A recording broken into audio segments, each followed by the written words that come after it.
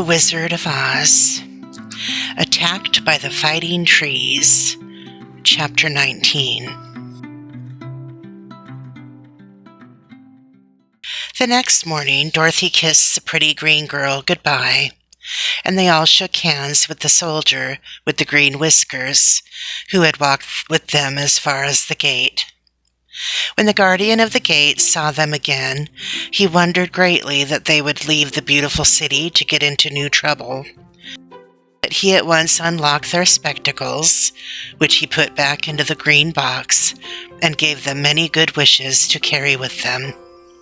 "You are now our ruler," he said to the Scarecrow, "so you must come back to us as soon as possible."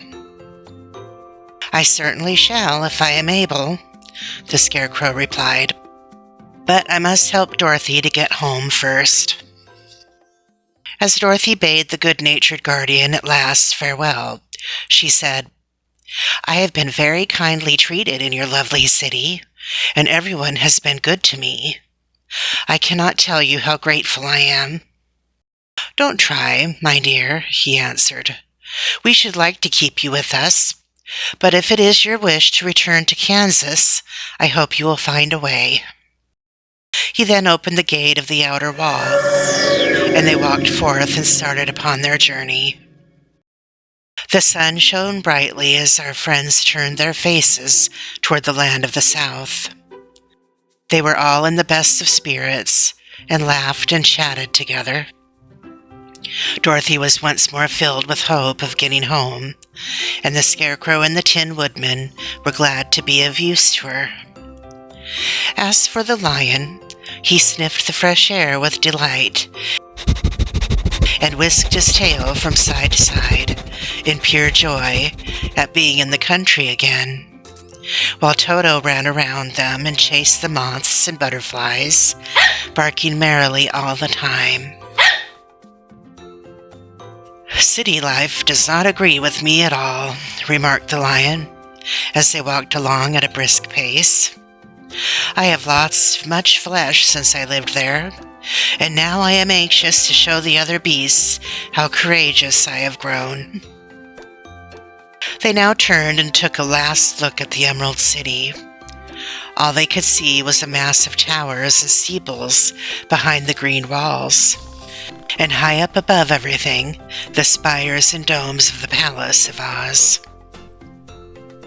"Oz was not such a bad wizard after all," said the Tin Woodman, as he felt his heart rattling around in his breast.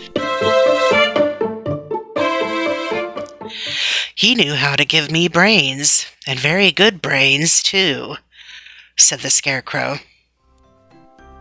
"If Oz had taken a dose of the same courage he gave me," added the lion, "he would have been a brave man." Dorothy said nothing. Oz had not kept the promise he made her, but he had done his best, so she forgave him. As he said, he was a good man, even if he was a bad wizard.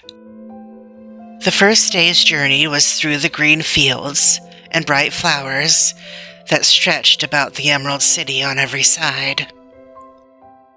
They slept that night on the grass, with nothing but the stars over them, and they rested very well indeed.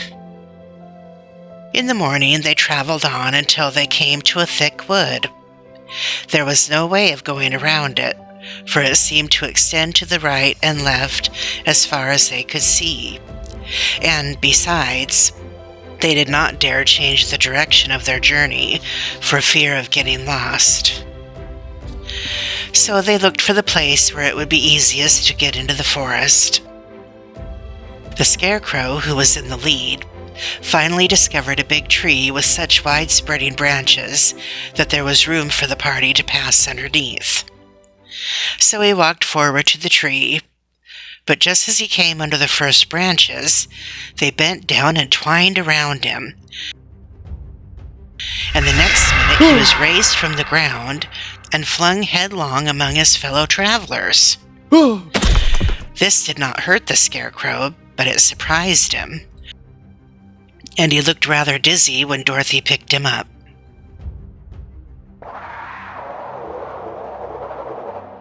"Here is another space between the trees," called the lion. "Let me try it first," said the scarecrow, "for it doesn't hurt me to get thrown about." He walked up to another tree as he spoke, but its branches immediately seized him and tossed him back again. "This is strange," exclaimed Dorothy. "What shall we do?" "The trees seem to have made up their minds to fight us and stop our journey," remarked the lion.